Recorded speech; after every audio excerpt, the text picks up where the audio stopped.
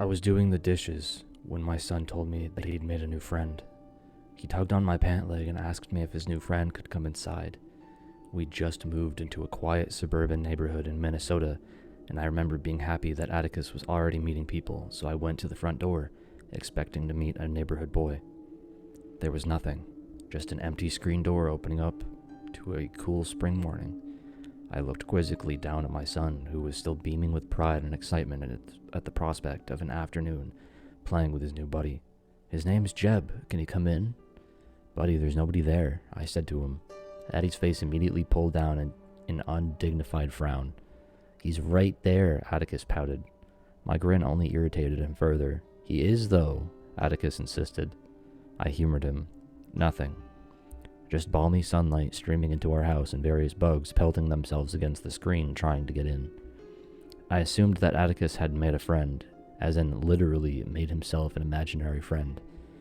I tried not to show any disappointment because I've heard that it's completely normal behavior for a 7-year-old to do things like this. I made a mental note to be better as a dad and take him to the playground more often. "Alright, buddy. Well, I can't see him. You say his name is Jeb?" "Yeah, he's hurt. Can he come inside to play?" That last comment made my skin itch, and I felt troubled. Hurt? A gloom settled around my corridor, and the sunny front yard felt threatening despite blossoming dogwood trees and a sky filled with puffy cumulus clouds. I chastised myself for being afraid of my son's imagination, but Atticus declaring that his invisible friend was hurt made me start a little bit. I eased down into my chair so that we could talk. "Why do you say he's hurt?" Atticus was frustrated that I couldn't understand such an obvious concept. "Because his head is all wrong, and he's red," he huffed. He pointed at the screen door. I felt like I'd swallow a rock. "Can Jeb come in, please?" "No, buddy. Tell Jeb to go home. Maybe some other time." Atticus was distraught by this and let me know in no uncertain terms that he was displeased, and that I was a terrible father. After his time out, we were able to recoup with the day with Legos.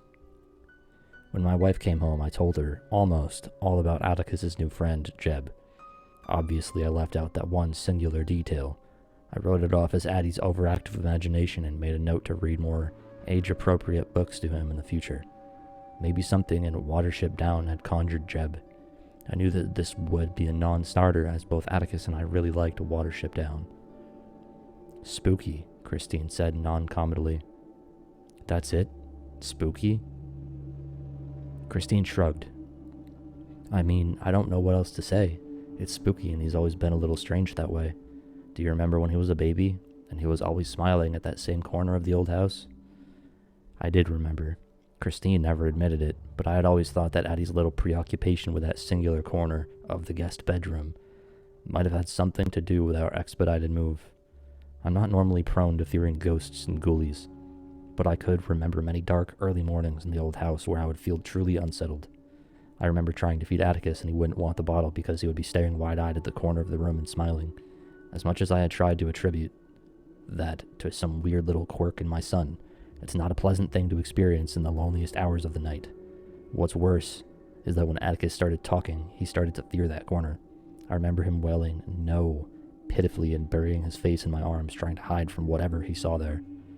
I never told Christine this, but one time I asked him what was wrong, and a much younger Addie told me that he didn't think the man's smile was a nice smile. I also never told Christine about the time that Addie saw a picture of a skull in an old history book, and Addie had plopped his little finger on the picture and beamed, just like the man in the corner.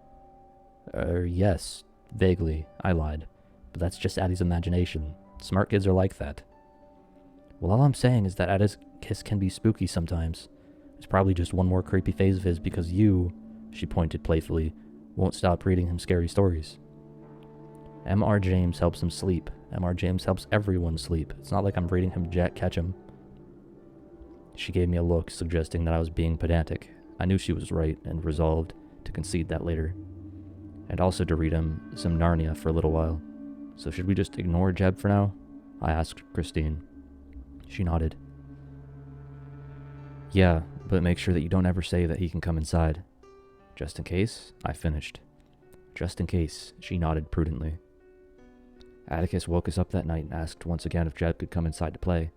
"Can he please? He's crying and he says he's lost." "Under no circumstances, buddy. Go back to sleep, I grunted into my pillow. Atticus plodded to my side of the bed and poked me lightly. I can't sleep. He won't stop crying and he's really loud. I cocked an eyebrow in reply, and he knew to drop it. I rolled out of bed and plucked him up in my arms. Come on, bud, we'll draw the curtains and put on a noisemaker or something. I slung him over my shoulder like a sack of potatoes, a way he's loved being carried since he was a baby, and took him into the hallway. Normally, Atticus would chuckle softly while I carried him, but tonight I could feel him shaking. By the time I had him back into his bedroom, he was nearly inconsolable. Addie loves his room. It's filled with pictures of astronauts and rocket ships, and he has those cheap glow-in-the-dark stars and planets on every surface in the room. He even made me arrange them into familiar constellations, which he could tell you the names of, but I cannot. To me, it's the bedroom I would have wanted for myself as a kid, but as I tucked him into bed, he couldn't stop staring wide-eyed at the narrow band of window, which was visible from behind solar system curtains. The room was cold too, and by that I mean it felt like being outside on a winter night. I tried to ignore this. You're okay, buddy, I said consolingly, and I moved to shut his curtains. I stopped briefly. The edges of his window were lined in a jagged layer of frost. It was a warm May night outside. There was positively no reason why there should be a frost. I grimaced and watched the layer of frost creep across the window pane like an infection. I felt that same gloomy dread that I had felt earlier in the afternoon, and turned to look at my son. His eyes were wide and wet in the dim light from his night light. Atticus, I said haltingly, are you afraid of Jeb? Addie nodded silent agreement. I hastily shut the window curtain and knelt by his bedside. He calmed down a little, enough for me to ask him, Why, buddy? I thought Jeb was your friend. Addie tried to burrow into his blankets. I think Jeb is getting mad at me, he whimpered. I pressed my mouth into a flat line and looked at the window again. There was nothing for a few moments. Then, from behind the closed curtain came a long, slow whistle. It was a pathetic and mournful sound, and unsteady as if the whistler were only just learning. It came breathy and sharp from just outside. It was the sad keening of something lost and suffering. I turned back to Atticus. That Jeb? My son nodded and fresh tears welled up in his eyes. His words from earlier came back to me. His head is all wrong, and he's red. All right, stay with us tonight, but let's not make a habit of this. The next day that I discovered that Jeb was real. As I was rolling my trash down the driveway, my neighbor Dan came huffing up to meet me in the street. Dan was a typical suburban husband and father, and I saw no reason why the two of us shouldn't have been friends except that he was insufferably nosy and rather grim. He stayed up most nights reading the police blotter and generally trying to absorb as much terrible information about our little city as he could. Then he would find neighbors and bemoan the state of his town. Jack, did you hear the news? He waved excitedly. I now know that whenever Dan gets very animated in the morning, that something terrible has happened. I let my garbage can thud into place and waited politely to hear about the latest awful thing. The Kroger was robbed. His eyes lit up. Terrific, I said flatly. Town's kind of going to shit, he murmured. Gets worse every year, he shook his head. It never used to be like this.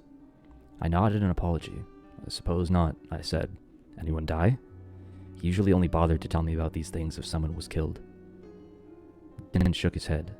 Not in that one, but did you hear about the kid? That piqued my interest a little bit, I asked, even though I didn't want to. Kid? Dan shook his head in disbelief. Kid was riding his bike and got crushed by a drunk driver. It happened at 2 a.m. Who's drunk at 2 a.m? Lots of people, I thought to myself. Oh, and then I asked the question that I didn't want to know the answer to. Do you know the kid's name? Dan blinked, surprised that I'd asked. John? I'm pretty sure it was John something. Jeb? His eyes rounded. Yes, oh, you already knew. Messed up, right? Killed by a drunk driver at 2 a.m. 3 blocks from our house. 2 a.m. Hey, you okay? You look sick. I'm fine. I'm gonna run back inside. I turned unsteadily and walked back inside with leaden feet. Thanks for the news, as always. A cursory internet search revealed that indeed a young boy had been crushed by a drunk driver yesterday afternoon. I tried to remember exactly when Atticus had first spoken to me about Jeb, but it was hazy. When I opened the link to read the entire article, I almost retched. The article displayed the mutilated face of a young boy. The entire right side of his face looked like it had been crushed in by a terrible force, so that all the structure had completely gone out of it, so that it looked like a wet bag of raw meat and hair. His bloodied right eye peered dolefully out from where I thought his cheek should have been, and his mouth was torn into a lipless grimace where the road had burned off the lower half of his face. Jeb's left eye, however, stared out at the viewer with twinkling menacing intelligence. In that moment, I was certain that Jeb was looking at me from my computer monitor. I jerked back from my monitor. I was offended for Jeb, who, in their tasteless desire for page views, had decided it was appropriate to put that image on their website. I slammed my laptop closed and left the room. I even considered calling the local paper to voice my disgust to their editor. I resolved to do this, but when I returned to the webpage a few hours later, the image displayed was a school picture of a smiling young boy with dark brown hair and a gap-toothed grin. In the moment, I had reasoned that they must have changed it out of respect. Things didn't get better. Atticus became more and more withdrawn, and no longer asked me if Jeb could come inside to play. He avoided the subject pointedly, and when I asked the next day if Jeb still wanted to come inside, Addie just flattened his mouth and refused to answer me. That night, the whistling was outside his window again. Christine, too, started acting strangely. I started to find thick lines of salt on all our windowsills and in front of our doorways. When I asked Christine about them, she tried to act casually about it. Just in case, she affirmed. You don't cover the house in salt on a whim. What's going on? She didn't respond immediately, but I pressed her. What's going on? Did you know that a little boy got killed right near our house? She asked me flatly. My heart sank into my stomach and I looked away guiltily. Yeah, I didn't want to scare you. Okay, well now we've moved from Atticus has a creepy imaginary friend to a boy matching the name of Addie's imaginary friend was killed outside her house on the same day that Addie started seeing him. She took a breath. Something's going on. Addie's room is always freezing, and I'm hearing whistling outside the house, and why are you smiling? I forced a frown. Sorry, it's just nice to not feel like I'm going crazy.